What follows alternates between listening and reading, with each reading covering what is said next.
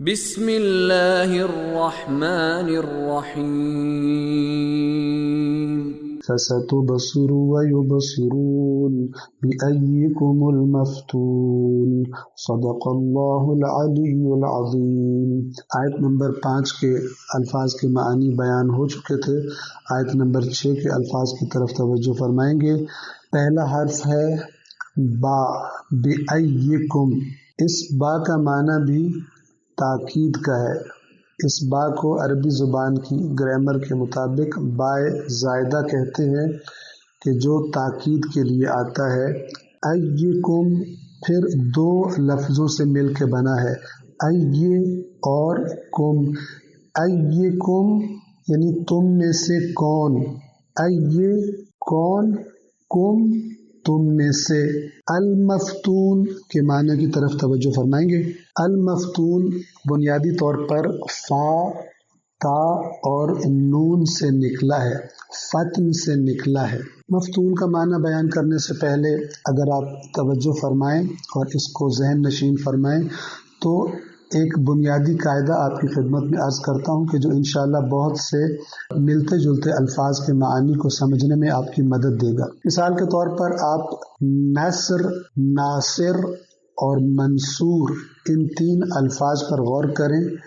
نصر جیسا کہ اذا جاء نصر اللہ والفتح، جب اللہ کی مدد آ پہنچی۔ نصر کا معنی ہے مدد، مدد کرنا۔ ناصر مدد کرنے والا۔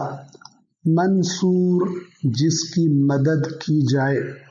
اگر ان تینوں الفاظ میں آپ غور کریں تو ان میں نون، صاد اور را، یہ تینوں میں، ان تینوں لفظوں میں یہ حروف آ رہے ہیں۔ انہیں کہا جاتا ہے حروف اصلی یا اس فیملی کے، اس لفظوں کے، اس خاندان کے بنیادی حروف۔ مزید دیکھیں، ناصر کے اندر الف زیادہ آیا ہے، نصر میں الف نہیں تھا۔ اسی طرح منصور میں میم بھی زیادہ آیا ہے اور واو بھی زیادہ آیا ہے، نصر میں یہ موجود نہیں تھا۔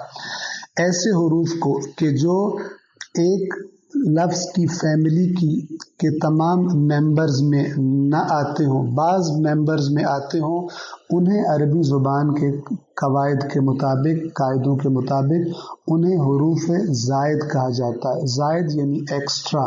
اور وہ حروف کے جو تمام فیملی ممبرز میں آتے ہوں، فیملی ممبر سے مراد میری نصر کی فیملی کیا ہے؟ ناصر، منصور، نصرہ، ینصرو، اس قسم کے جتنے بھی الفاظ آئیں گے کہ اس سے زیادہ بیان کرنا شاید مناسب نہ ہو چونکہ لمبا ہو جائے گا، اور ظاہر آپ نے باقاعدہ شاید صرف اور نحو عربی زبان کی چونکہ نہیں پڑھی تو یہ ذہنوں پر بوجھ نہ ہو، اس کو یہیں پر مختصر کرتے ہیں۔ ایک اور مثال دیکھیے تاکہ مزید واضح ہو جائے۔ لفظ قتل، قاتل، مقتول۔ اب ان تینوں میں اگر آپ غور کریں تو قاف، تا اور لام ان تینوں میں آیا ہے، جبکہ قاتل میں الف زائد ہے اور مقتول میں میم اور واو یہ زائد ہیں۔ اب آپ لفظ مفتون کی طرف آ جائیں کہ جو اس آیت میں آیا ہے۔ لفظ مفتون کے حروف اصلی یا بنیادی حروف وہ ہیں فا، تا اور نون۔ فتن، فتن کا اصل اور بنیادی معنی ہے سونے کو آگ کے اندر ڈال کر گرم کرنا، تپانا، تاکہ خالص سونا الگ ہو جائے اور جو اس کے اندر ناخالص چیزیں ہیں، امپیورٹیز ہیں، وہ خالص سونے سے الگ ہو جائیں، امپیورٹیز الگ ہو جائیں۔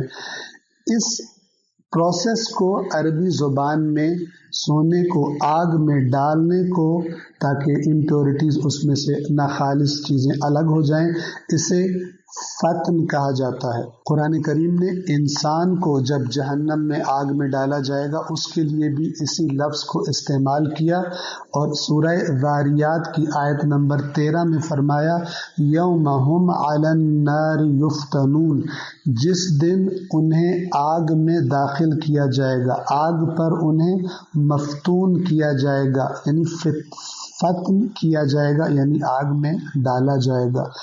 پھر فرمایا ذوقوا فتنتکم، اس آگ میں ڈالے جانے کو، اس عذاب کو چکھو۔ ذاریات کی آیت نمبر 14، ذوقوا فتنتکم، اس اپنے عذاب کو چکھو۔ کس طرح چکھو؟ اللہ کو بھلانے اور اللہ کی نافرمانیاں کرنے کی جو تم نے عادت بنا لی تھی دنیا میں، کس طرح چکھو؟ سورہ النساء کی آیت نمبر 56 56 میں فرمایا کلما نضجت جلودہم بدلناہم جلودا غیرہا لیذوقوا العذاب، کہ جب بھی آگ ان کی سکن کو، ان کی جلد کو بھون ڈالے گی، جلا ڈالے گی، تو ہم تبدیل کر کے، بدل کے نئی جلد اگا دیں گے تاکہ مسلسل اس عذاب کو چکھتے رہیں۔ اسے کہا گیا ذوقوا فتنتکم، اس عذاب کو چکھو، اس آگ کے مزے کو چکھو، کہ خداوند عالم ہم سب کو آتش جہنم سے اپنی پناہ عطا فرمائے۔ آگے توجہ فرمائیں، سونے کو خالص کرنے کے لیے آگ میں ڈالا جاتا ہے، اس کو فتن کہتے ہیں۔ انسان کو خالص کرنے کے لیے جس آزمائش میں ڈالا جاتا ہے اسے بھی فتنہ کہا جاتا ہے۔ فتنے کا اصل معنی آزمائش اور امتحان کا ہے، اور یہ لفظ فتنہ، امتحان یا آزمائش کے معنوں میں یہ اچھے معنوں میں بھی استعمال ہوتا ہے اور برے معنوں میں بھی، یعنی سختی یا کوئی مصیبت، اس طرح کی چیز انسان پر آئے اسے بھی فتنہ کہا جاتا ہے، اور کوئی نعمت انسان کو ملے وہ بھی اللہ کی طرف سے فتنہ یعنی آزمائش اور امتحان ہوتی ہے۔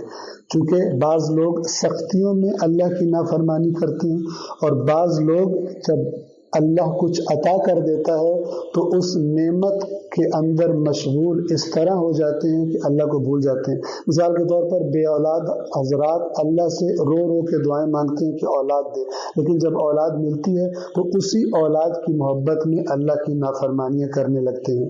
یہ فتنہ ہے، چاہے اچھے معنی میں ہو اور چاہے برے معنی میں ہو، لیکن زیادہ تر لفظ فتنہ کو عذاب اور سخت آزمائش کے لیے استعمال کیا جاتا ہے۔ اگرچہ دونوں معنی ہیں، دونوں معنوں میں استعمال ہوتا ہے، لیکن زیادہ تر آزمائش اور سختی اور مصیبت کے معنوں میں استعمال ہوتا ہے۔